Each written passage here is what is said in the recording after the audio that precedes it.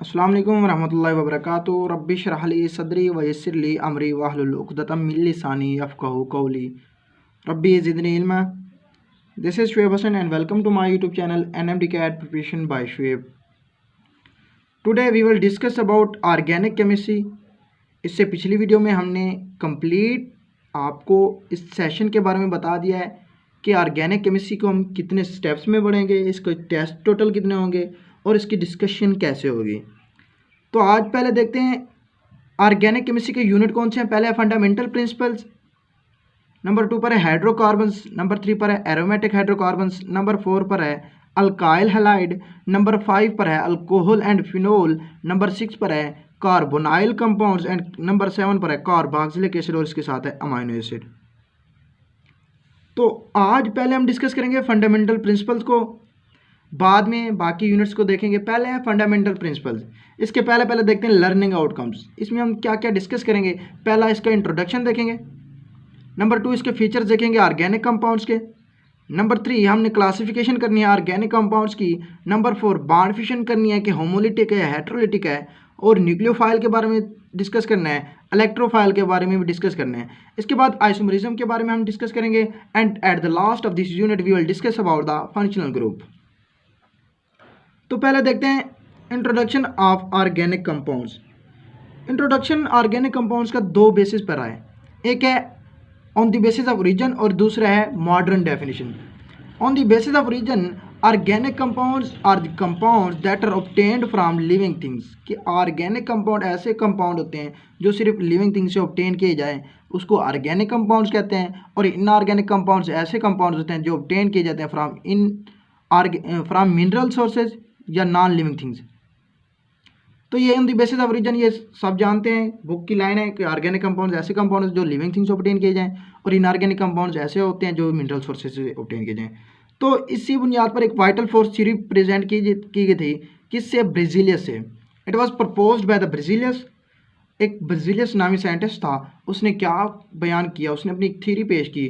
क्या पेश की कि ऑर्गेनिक कंपाउंड जितने भी हैं वो सिर्फ ऑर्गेनिक कंपाउंड से सिंथेसाइज किए जा सकते हैं, यानी कि वो सिर्फ लिविंग थिंग से ऑब्टेन किए जा सकते हैं और वो किसी इनऑर्गेनिक मटेरियल्स या मिनरल सोर्सेज से ऑब्टेन नहीं किए जाते। तो देखते हैं इसकी क्या स्टेटमेंट थी कि organic compounds could only be synthesised from and within living things and can not be synthesised from inorganic materials.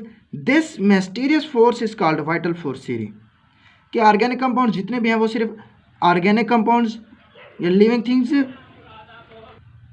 ही बनते हैं और कैन नॉट बी सेंथेसाइज नहीं किया जा सकता किसी इनऑर्गेनिक मटेरियल्स। ये डेफिनेशन है, ये FSC के भी मोस्ट इंपॉर्टेंट शॉर्ट क्वेश्चन है कि VFT क्या होती है, वाइटल फोर्स थ्योरी क्या होती है, आपने ये बयान कर देना है। अब इसको रिजेक्ट की थी ये वाइटल फोर्स थ्योरी किससे? फ्रेडरिक वोलर, एक साइंटिस्ट था फ्रेडरिक वोलर। उसने क्या किया? रिजेक्ट किया वाइटल फोर्स थ्योरी को। वाइटल फोर्स थ्योरी ये कहते थे कि ऑर्गेनिक कंपाउंड जो भी हैं वो ऑर्गेनिक से बनेंगे या लिविंग थिंग से बनेंगे, वो इनऑर्गेनिक कंपाउंड से बन नहीं सकते या इनऑर्गेनिक मटेरियल से नहीं बन सकते या मिनरल सोर्सेज से नहीं बन सकते। लेकिन फ्रेडरिक वोलर ने एक यूरिया को प्रिपेयर किया, किससे? अमोनियम साइनेट से। जब अमोनियम साइनेट को उसने हीट किया, NH4CNO अमोनियम साइनेट है, जब इसको हीट किया गया तो उसने यूरिया प्रिपेयर किया। यूरिया क्या है? It is present in the urine of mammals. तो इसकी वाइटल फोर्स थ्योरी को रिजेक्ट किया गया था किससे? Friedrich Wohler. ये भी आपसे MCQs के तौर पर पूछा जाता है कि यूरिया किससे प्रिपेयर किया गया था, अमोनियम साइनाइड से या अमोनियम साइनेट से। तो आपने कहना अमोनियम साइनेट से।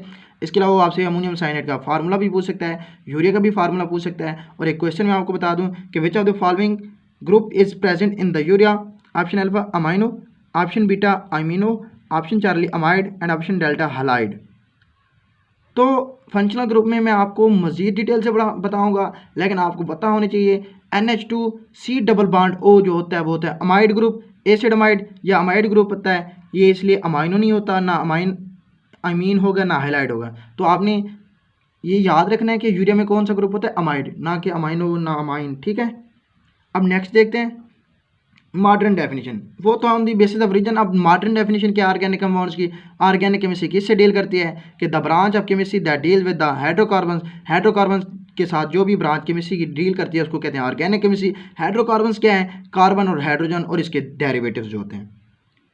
Hydrocarbon, hydro means hydrogen, carbon means carbon. तो इसमें मेजर जो एलिमेंट है वो कार्बन और हाइड्रोजन है और इसके अंदर दूसरे जो एलिमेंट है वो भी हो सकते हैं, ऑक्सीजन भी हो सकता है, नाइट्रोजन भी हो सकता है, सल्फर भी हो सकता है, लेकिन जो मेजर है वो कार्बन है और फिर हाइड्रोजन है और बाद में ऑक्सीजन, नाइट्रोजन और सल्फर भी हो सकते हैं। ये थी मॉडर्न डेफिनेशन ऑर्गेनिक केमिस्ट्री की क्या है। और आपने पीछे रिजेक्शन ऑफ वाइटल फोर्स पढ़ा, वाइटल फोर्स सीरीज, इससे पहले आपने वाइटल फोर्स सीरीज किसने प्रेजेंट की थी वो आपने भी पढ़ लिया।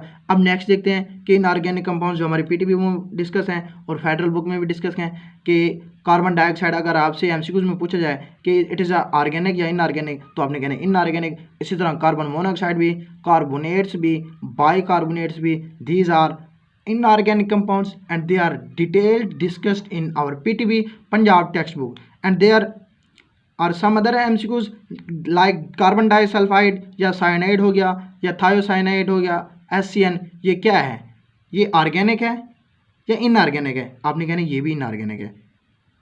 तो हमने इस वीडियो में आपको इंट्रोडक्शन कराया है और नेक्स्ट वीडियो में हम आपको बताएंगे इसके फीचर्स ऑफ ऑर्गेनिक कंपाउंड, ठीक है, और इसमें से जो एमसीक्यूज बनता है वो भी हमने आपको बता दिया है। और ये आपने इनऑर्गेनिक कंपाउंड भी याद रखने हैं कि कितने हैं और कौन कौन से हैं और कैसे बन सकते हैं और कौन से नहीं बन सकते हैं। तब के लिए इतना ही, अल्लाह हाफिज़।